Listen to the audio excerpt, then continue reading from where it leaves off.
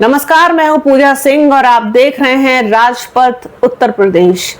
दोस्तों, स्वागत है आप सभी का आज के इस नए वीडियो में। बात करेंगे बसपा और बसपा सुप्रीमो मायावती के एक ऐसे जबरदस्त प्लान के बारे में जिसके बाद विपक्ष की जो बसपा से इतर विपक्ष है उसकी नींद उड़ी हुई है।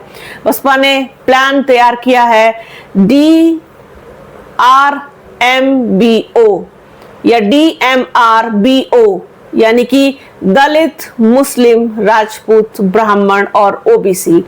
सोशल इंजीनियरिंग की एक बार फिर से बेहतरीन मिसाल कायम करना चाहती है बसपा और इसी फॉर्मूले के आधार पर ही टिकटों का बंटवारा होगा, इसी आधार पर टिकट दिए जाएंगे। ये प्राथमिकता है बसपा की। बसपा सुप्रीमो मायावती ने बहुत जबरदस्त सोशल इंजीनियरिंग के तहत उसी को अपना करके 2007 में पूर्ण बहुमत की सरकार बनाई थी और उसी फॉर्मूले पर एक बार फिर से बसपा सुप्रीमो मायावती ने भरोसा किया है कि इसी आधार पर हम टिकट्स देंगे और एक बार फिर से बसपा पूर्ण बहुमत की सरकार बनाएगी। हालांकि बसपा अभी तक अपने अकेले लड़ने के फैसले पर टिकी हुई है, उसी फैसले पर वो आज भी कायम है।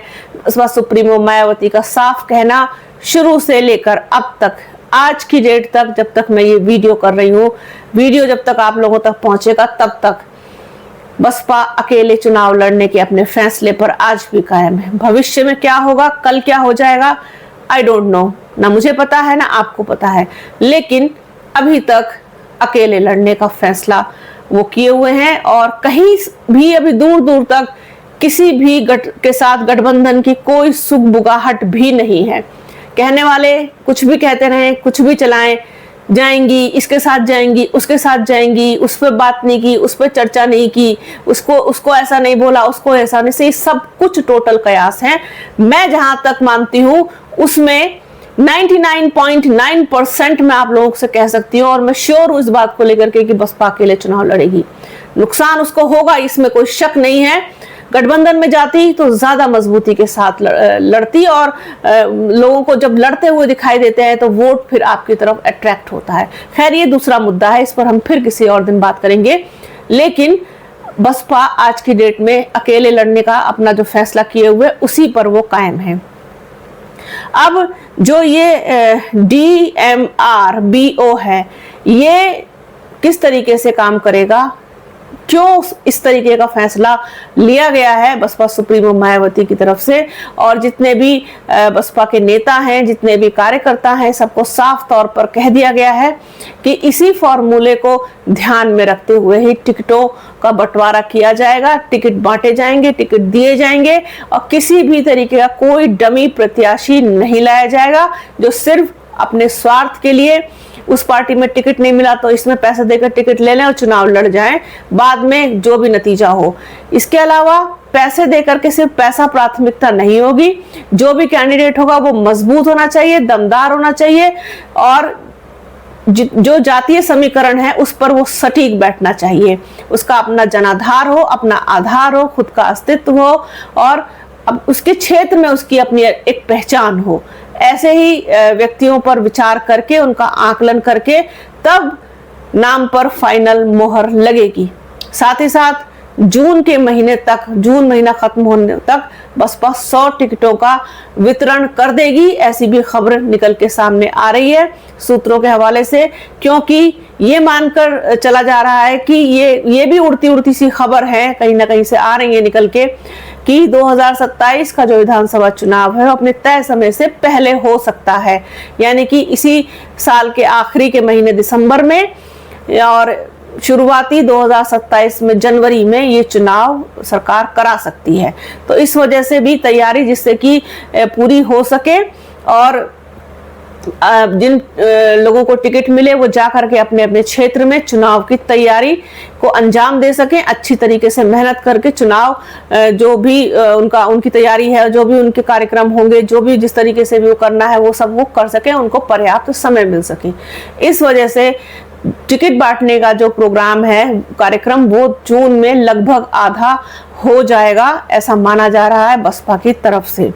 इसके अलावा जो DMRBO प्लान है उसमें वरिष्ठ नेताओं को भी जिम्मेदारी सौंपी गई है। सतीश चंद्र मिश्रा ब्राह्मण समाज तक जो बसपा की पहुंच बढ़ाने में मदद करेंगे। इसके अलावा उमा शंकर सिंह को राजपूत समाज को जोड़ने को कहा गया है। वहीं बसपा के प्रदेश अध्यक्ष विश्वनाथ पाल को ओबीसी और अल्पसंख्यक समाज में संगठन को मजबूत करने का काम दिया गया है। तो ये 3 लोग जिम्मेदारी निभाएंगे बसपा को और बसपा के संगठन को मजबूत करने में। इसके अलावा टिकट इसी आधार पर दिए जाएंगे जैसा कि मैंने आपको बताया।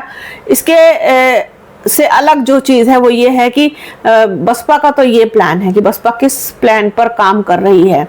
दलित, मुस्लिम, राजपूत यानी क्षत्रिय और ब्राह्मण और अन्य पिछड़ा वर्ग ओबीसी, तो इसी फॉर्मूले को लेकर के बसपा आगे बढ़ना चाहती है, जैसे कि इसमें 2007 में किया था।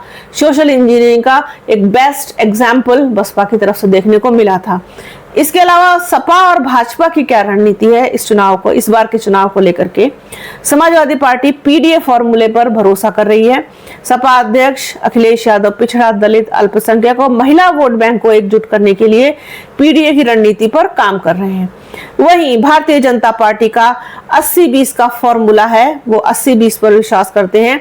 भाजपा गैर यादव ओबीसी, गैर जाटव दलित और सवर्ण वर्ग के साथ हिंदू एकजुटता के फॉर्मूले पर चुनाव लड़ने की तैयारी में है। अगर हम राजनीतिक विश्लेषकों की बात करें तो कुछ लोग हैं जिन्होंने अपनी राय रखी है।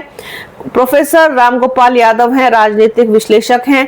कहते हैं यदि बसपा का DMRBO प्लान जमीनी स्तर पर सफल होता है तो यह चुनावी नतीजों को प्रभावित कर सकता है, खासकर त्रिकोणीय मुकाबलों में। वहीं डॉक्टर सुनील कुमार का कहना है, जो चुनावी विश्लेषक हैं, बसपा की चुनौती संगठन को फिर से खड़ा करने और युवाओं को जोड़ने की होगी। यही सबसे बड़ी चुनौती बसपा के सामने फिलहाल दिखाई दे रही है।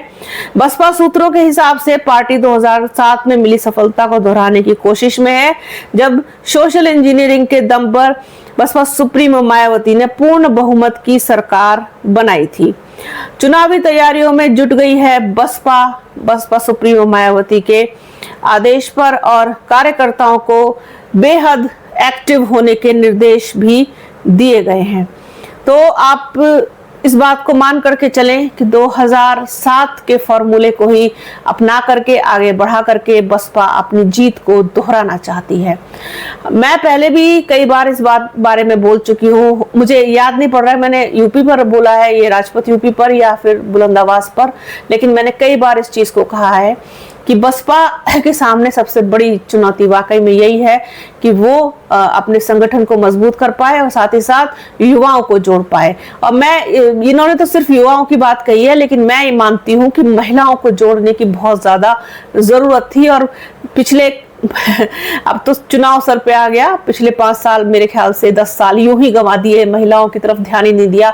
आधी आबादी जो इस वक्त, आपको एक सच्चाई बताती हूँ, बहुत कड़वी सच्चाई, आधी आबादी बसपा बीजेपी की ताकत है। जितना ओबीसी वोट बैंक है, ओबीसी में महिलाएं भी हैं उनकी, और अगर उसके अलावा कोई बहुत मजबूती के साथ और पूरा एकजुट होकर के हर तबके का वोट जाता है, वो महिलाओं का जाता है भारतीय जनता पार्टी को। तो इसीलिए तो अखिलेश यादव भी महिलाओं को जोड़ने के लिए थोड़ा से ज्यादा वो एक्टिव नजर आ रहे हैं, लेकिन बसपा ने मुझे लगता है इस ओर शायद ध्यान नहीं दिया। खैर, अब ये उनकी अपनी समझ है, अपनी रणनीति है, उसमें मैं कोई दखल नहीं कर सकती, लेकिन ध्यान देने की जरूरत थी बहुत ज्यादा। वही युवाओं को, युवा तो आज भी इंतजार कर रहे हैं, एक बार सिर्फ और सिर्फ आकाश आनंद के उतरने की देर है, आपको पूरा गेम पलटता हुआ नजर आएगा, लेकिन वो भी अभी तक क्रियान्वित होता हुआ दिखाई नहीं दे रहा है। खैर, जो भी कर रही होंगी बसपा सुप्रीमो मायावती, बेहतर कर रही होंगी पार्टी के हित में। तो आपको अभी आगे मुझे नहीं लगता क्या, क्योंकि बहुत कम समय बचा है कि क्या कुछ नया होगा। अब कल को कुछ हो जाए तो उसमें मैं कुछ नहीं कह सकती, लेकिन फिलहाल आज तक की तो यही सूरत हाल है। तो आज के इस वीडियो में फिलहाल इतना ही। वीडियो कैसा लगा कमेंट बॉक्स में जरूर बताइएगा और वीडियो को प्लीज पूरा देखिएगा, ज्यादा से ज्यादा शेयर कीजिएगा। बने रहिए हमारे चैनल के साथ। चैनल को लाइक शेयर सब्सक्राइब कीजिए, बेल आइकन घंटी जैसी आकृति जरूर दबाइएगा जिससे कि आने वाले वीडियो का नोटिफिकेशन आपको मिल सके। अपना और अपनों का बहुत ख्याल रखिए। जल्द मिलूंगे आपसे एक नए वीडियो में, एक नए मुद्दे के साथ, एक नई चर्चा में। तब तक के लिए जय हिंद।